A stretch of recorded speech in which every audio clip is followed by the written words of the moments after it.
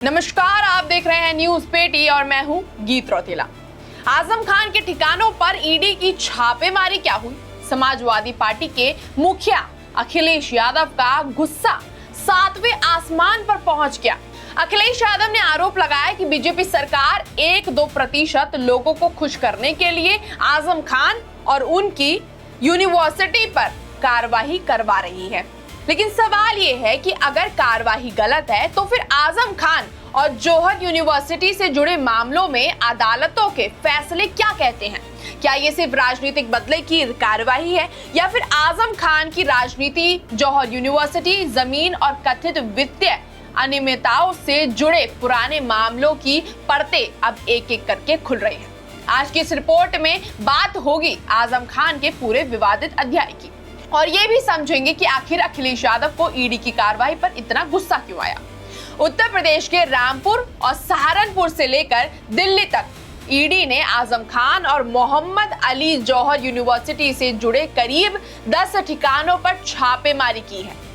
ED की ये कार्रवाई कथित वित्तीय अनियमितताओं और मनी लॉन्ड्रिंग से जुड़ी जांच के तहत बताई जा रही है। जौहर यूनिवर्सिटी आजम खान से जुड़ी सबसे बड़ी संस्थाओं में से एक है और पिछले कई सालों में जमीन, ट्रस्ट, निर्माण और वित्तीय मामलों को लेकर जांच और कानूनी विवादों में रही है। यानी मामला आज की ईडी रेड का नहीं है, इसके पीछे कई साल पुरानी कानूनी कहानी है। लेकिन ईडी की कार्रवाई के बाद अखिलेश यादव सामने आए और बीजेपी का निशाना साध दिया। अखिलेश ने आरोप लगाया कि बीजेपी सरकार 1-2% लोगों को खुश करने के लिए ये कार्रवाई कर रही है। उन्होंने बीजेपी सरकार पर भ्रष्टाचारियों के खिलाफ कार्रवाई ना करने समेत कई दूसरे आरोप भी लगाए।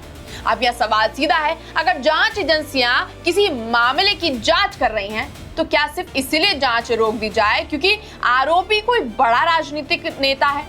और अगर आजम खान के खिलाफ लगाए गए आरोप गलत हैं तो उसका फैसला भी जांच और अदालत के जरिए ही होना चाहिए। तो बार बार इसमें पक्ष और विपक्ष का खेल क्यों चल रहा है? इसमें राजनीतिकरण क्यों हो रहा है? अब आते हैं उस जौहर यूनिवर्सिटी पर जिसे आजम खान का ड्रीम प्रोजेक्ट माना जाता रहा है। लेकिन इसी यूनिवर्सिटी की जमीन और निर्माण को लेकर आजम खान लगातार कानूनी विवादों में घिरे रहे हैं। सबसे बड़ा सवाल सरकारी जमीन की लीज को लेकर उठा। साल 2024 में सुप्रीम कोर्ट ने जौहर ट्रस्ट को दी गई जमीन की लीज रद्द करने के यूपी सरकार के फैसले में दखल देने से इनकार कर दिया था।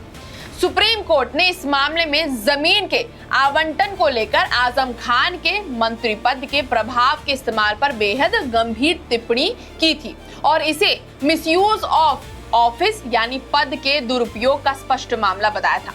यानी ये सिर्फ बीजेपी का आरोप नहीं था, इस मामले में देश की सर्वोच्च अदालत की टिप्पणी भी सामने आई थी। और अब 2026 में जौहर यूनिवर्सिटी एक बार फिर सुर्खियों में है। रामपुर डेवलपमेंट अथॉरिटी ने यूनिवर्सिटी को 38 इमारतों को लेकर कार्रवाई का आदेश दिया था। इन इमारतों के निर्माण में जरूरी अनुमति नहीं होने का सवाल उठाया गया। हालांकि बाद में इस कार्रवाई पर अंतरिम राहत भी मिली और मामला कानूनी प्रक्रिया में है। यानी इस मामले का अंतिम फैसला अभी बाकी है। लेकिन इतना जरूरी है कि जौहर यूनिवर्सिटी पर कानूनी शिकंजा लगातार कसता जा रहा है। अब बात करते हैं आजम खान की उस कानूनी फाइल की जिसे नजरअंदाज करके सिर्फ राजनीतिक बदला कहना शायद पूरी तस्वीर नहीं दिखाता। आजम खान के खिलाफ जमीन, दस्तावेजों और दूसरे मामलों में लंबे समय से मुकदमे चलते रहे हैं। साल 2023 में आजम खान, उनकी पत्नी तजीन फातिमा और बेटे अब्दुल्ला आजम से जुड़े फर्जी जन्म प्रमाण पत्र मामले में ट्रायल कोर्ट ने सजा सुनाई थी। इस मामले में 7 साल की सजा सुनाई गई थी। बाद में इस मामले में हाई कोर्ट की ओर से राहत भी मिली और कानूनी प्रक्रिया आगे चली। यानी यहाँ भी पूरी कहानी सिर्फ आरोपों की नहीं है। अदालतों में मामले पहुंचे, फैसले आए और उसके बाद अपील की प्रक्रिया भी चली। इसके बाद नवंबर 2025 में आजम खान और उनके बेटे अब्दुल्ला आजम को डुअल पैन कार्ड से जुड़े मामले में सस्पेंशन MP MLA कोर्ट ने दोषी ठहराया था। 7 साल तक की सजा सुनाई थी। यानी आजम खान के कानूनी विवादों का सिलसिला कोई आज की ईडी रेड से शुरू नहीं हुआ। उनके खिलाफ कई सालों से अलग अलग मामलों में कानूनी कार्रवाई चलती रही है। जौहर यूनिवर्सिटी से जुड़े जमीन विवाद भी बेहद महत्वपूर्ण है। सरकार और जांच एजेंसियों की कार्यवाही में जमीन के आवंटन और ट्रस्ट की भूमिका को लेकर सवाल उठे और जब सुप्रीम कोर्ट ने खुद जमीन के आवंटन को लेकर मिसयूज ऑफ ऑफिस जैसी टिप्पणी की, तो सवाल उठता है कि अखिलेश यादव इसे बीजेपी की साजिश बताकर कैसे खारिज कर सकते हैं। कानून अपना काम करेगा और अगर आजम खान के खिलाफ लगाए गए किसी आरोप में दम नहीं है तो अदालत में उन्हें राहत मिलेगी, लेकिन जांच एजेंसियों को जांच करने से रोकना किसी भी लोकतांत्रिक व्यवस्था का समाधान नहीं हो सकता। अब सवाल अखिलेश यादव से भी बनता है, जब आपकी पार्टी के वरिष्ठ नेता के खिलाफ इतने लंबे समय से जमीन, दस्तावेज, यूनिवर्सिटी और वित्तीय मामलों से जुड़े विवाद चल रहे हैं, तो हर कार्रवाई को बीजेपी की साजिश बताना क्या उचित है? क्या कानून सिर्फ विरोधियों पर लागू होना चाहिए? क्या राजनीतिक पहचान के आधार पर जांच से छूट मिलनी चाहिए? और अगर बीजेपी सरकार गलत है तो अदालत का दरवाजा खुला है। वहीं दूसरी तरफ बीजेपी का कहना रहा है कि भ्रष्टाचार और अवैध कब्जे जैसे मामलों में कार्रवाई कानून के मुताबिक होनी चाहिए, यानी असली फैसला बयानबाजी से नहीं बल्कि दस्तावेज, जांच और अदालत से होगा। तो आज की तस्वीर बिल्कुल साफ है। आज ईडी की 10 ठिकानों पर छापेमारी हुई। अखिलेश यादव ने इसे राजनीतिक कार्रवाई बताई, लेकिन आजम खान और जौहर यूनिवर्सिटी से जुड़े विवाद आज के नहीं हैं। जमीन विवाद से लेकर ट्रस्ट, यूनिवर्सिटी, दस्तावेज और दूसरे कानूनी मामलों तक आजम खान की राजनीतिक जिंदगी पर सवालों की एक लंबी लाइन पहले से ही मौजूद है और अब ईडी की नई कार्रवाई ने इस पूरे मामले को फिर से सुर्खियों में ला दिया है। बीजेपी सरकार का दावा है कि कानून अपना काम कर रहा है, विपक्ष से राजनीतिक बदले की कार्रवाई बता रहा है, लेकिन लोकतंत्र में आखिरी फैसला ना बीजेपी करेगी ना समाजवादी पार्टी। फैसला जांच और अदालत के सबूतों के आधार पर होगा।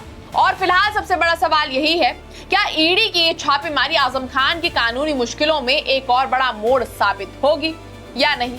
ये देखना दिलचस्प होगा और अखिलेश यादव इसके ऊपर और कितना रोते हुए नजर आते हैं ये भी देखना काफी दिलचस्प होगा, क्योंकि हमेशा विपक्ष को बड़ा दुख होता है जब उनके पार्टी के कुछ नेता अपराधी निकलते हैं, उनके ऊपर कुछ केसेस निकल जाते हैं, उनके खिलाफ कुछ सबूत मिल जाते हैं, दंगों से जुड़े हुए, कुछ दस्तावेजों से जुड़े हुए, यूनिवर्सिटी से जुड़े हुए, तो विपक्ष को बड़ा दुख होता है और वो रोना पीटना शुरू कर देते हैं। तो अब देखना होगा कि विपक्ष यानी कि अखिलेश यादव इस पर और कितनी प्रतिक्रिया दिखाते हैं, कितने बयान देते हैं। पर आप लोगों की इस मुद्दे पर क्या राय है हमें कमेंट सेक्शन में जरूर बताइएगा।